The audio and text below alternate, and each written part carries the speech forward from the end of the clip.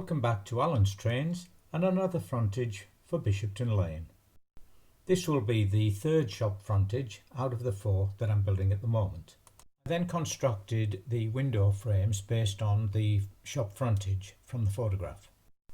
I then constructed the front window frame drawings, main frame and overlays and checked them for size. The window frames were then cut out on the sticky labels. And in the second photograph you can see how they came out, and then I fitted the smoked glass, which is actually sellotape stuck to the acetate.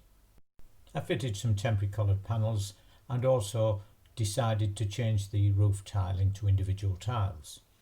I then chose some better colours for the panels and also made the signage, and the magnet ale sign above the windows was printed letters from Inkscape and then put onto a piece of stiff acetate.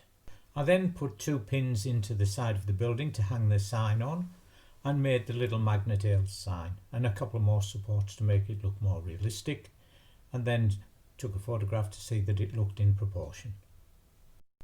I've seen this method used before, and to make the roof tiles appear as individual tiles I made strips, and halfway across of each strip I made a cut line so that they would appear as individual tiles.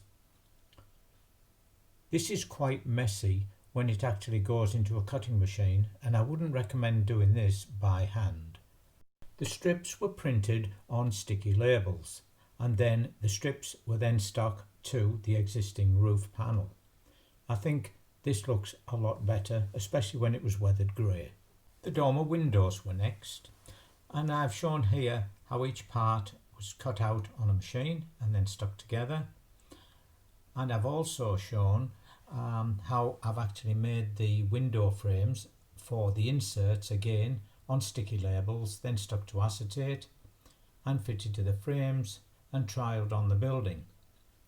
I then made the side window frames which were to go into the dormer windows, and then this shows the final component. I then fitted it to the building to make sure everything was right, then duplicated it for a second dormer window. This photo shows the 1 dormer window, but in reality there were 2 on the actual building.